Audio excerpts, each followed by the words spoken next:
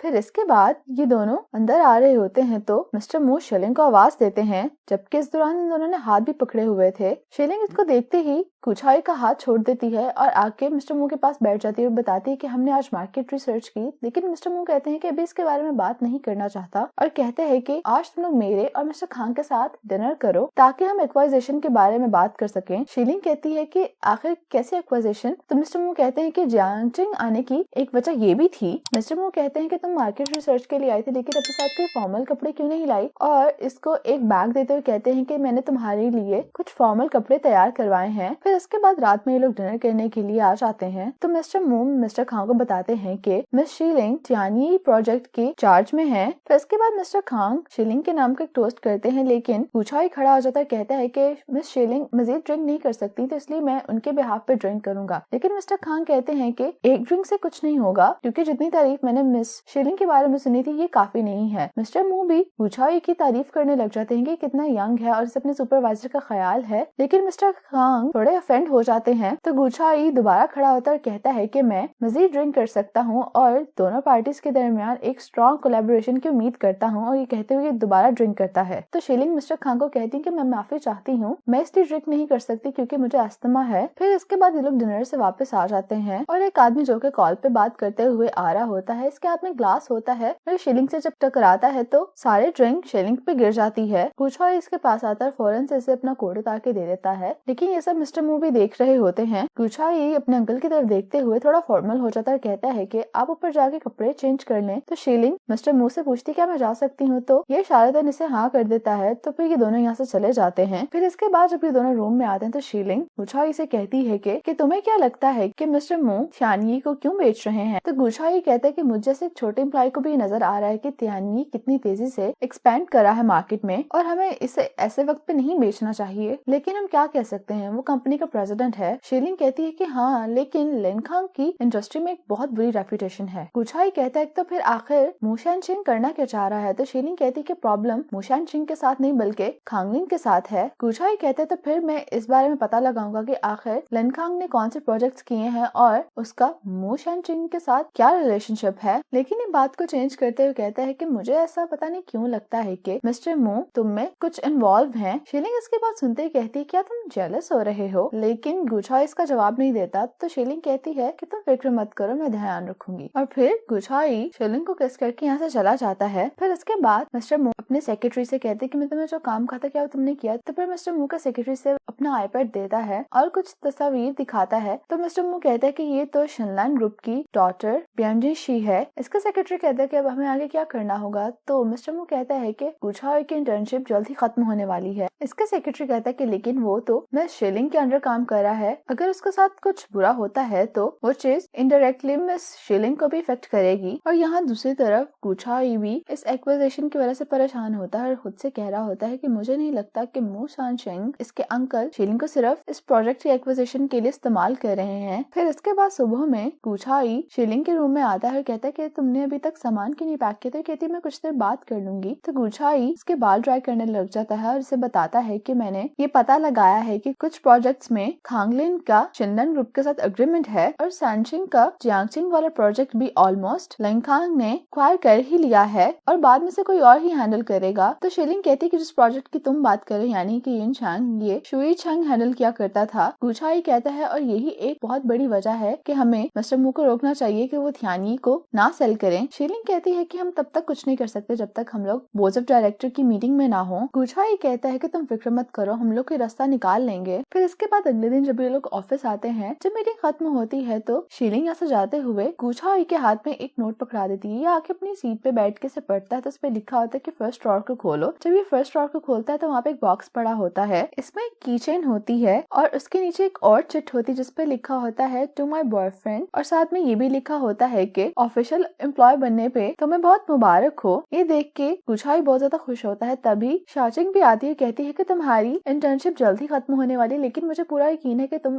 Permanent employ बन जाओगे, इसलिए मैं तुम्हें पहले से ही कांग्रेचुलेट करना चाहती हूँ। गुछाई कहते हैं कि तुम्हें मुझे गिफ्ट देने की जरूरत नहीं है, लेकिन इसके फोर्स करने पे इसका गिफ्ट एक्सेप्ट कर लेता है और शाचिंग के जाने के बाद इनका जो लवर्स कॉन्ट्रैक्ट होता है ये उस पे साइन भी कर देता है। फिर इसके बाद शीलिंग को एक टेक्स्ट आता है जिसपे ये लिखा होता है कि थियानी ब्रांड का सीक्रेट लीक कर दिया लिया जाएगा और इसके साथ साथ इन्वेस्टिगेटिव प्रोसीजर्स भी होंगे। और इस खबर के बारे में बाकी स्टाफ को भी इल्म हो जाता है और शाओचेंग एंडी के पास आती है और कहती है कि हमारा डिपार्टमेंट इस ब्रांड के चार्ज में था, तो ये लोग कैसे कह सकते हैं कि हम ही वो हैं जिन्होंने सीक्रेट लीक किया है बगैर किसी सबूत के? आखिर ये लोग कैसे ऐसा कह सकते हैं? तभी एचआर डिपार्टमेंट से एक मिस लूसी और मिनिस्ट्री ऑफ सुपरविजन से लिन जीवन आ जाता है और अब ये लोग यानी ब्रांड के सीक्रेट लीकेज की इन्वेस्टिगेशन करेंगे और ये गुझाई को कहते हैं कि तुम अपनी जगह से उठ जाओ, हमें इन्वेस्टिगेट करने दो। तभी इससे इसके सिस्टम का पासवर्ड मांगा जाता है तो गुझाई कहता है कि वो पहले से ही लॉग्ड इन है और ये सब शीलिंग देख रही होती है। जब इसका सिस्टम चेक किया जाता है तो ये ऑफिसर कहता है कि मुझे मिल गया, जिसपे दूसरा ऑफिसर कहता है कि तुम्हें जल्द से जल्द ऑफिस से चले जाना चाहिए और अब तुम पे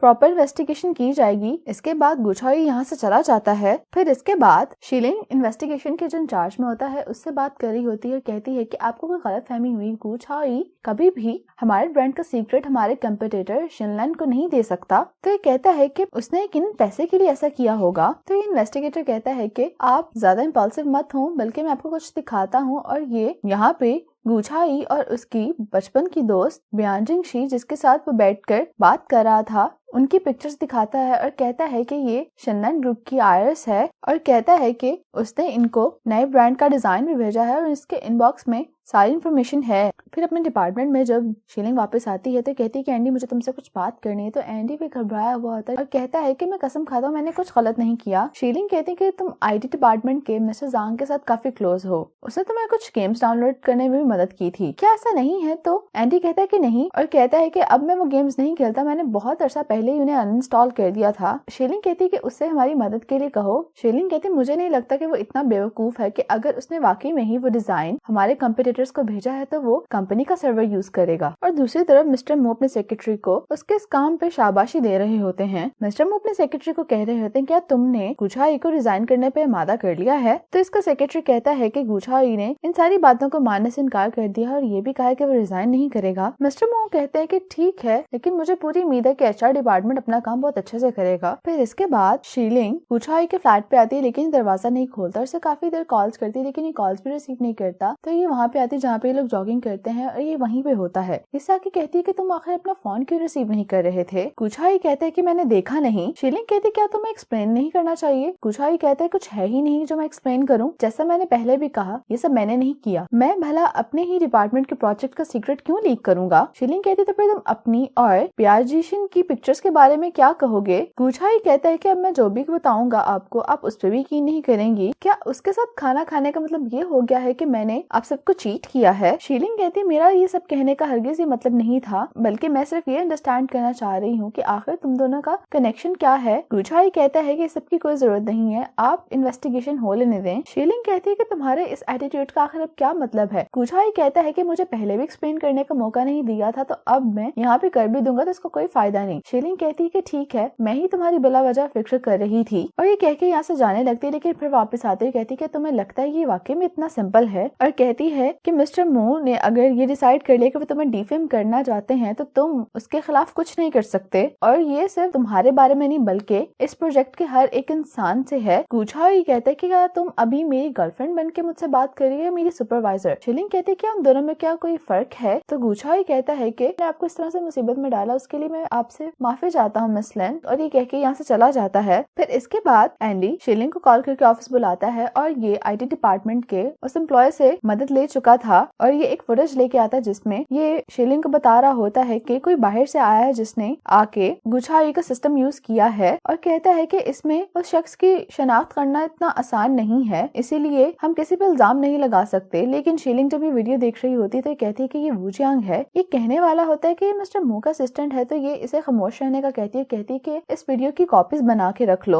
और इसके बारे में किसी को ना बताना। फिर इसके बाद अगले दिन ये सब लोग मीटिंग में होते हैं। मीटिंग के बाद शीलिंग कहती है कि मैं आप सबको कुछ दिखाना चाहती हूँ और ये वही वीडियो होती है और बता रही होती है कि आईपी एड्रेस भले ही गुझाई का ही था लेकिन ये मेल उसके कंप्यूटर से नहीं की गई। मिस्टर मो कहते हैं कि आखिर तुम क्या कहना चाह रही है? तो ये कहती है कि किसी ने गुझाई के सिस्टम का पासवर्ड चुराया है और हमारे डिपार्टमेंट में आगे किसी न्यू कंप्यूटर से उसने ये ईमेल शिनलैंड को की है। मिस्टर मो कहते हैं क्या तुम इस कंप्यूटर को लोकेट कर सकती है? तो कहती है कि हाँ बिल्कुल, और यहीं पे ये पार्ट खत्म हो जाता है।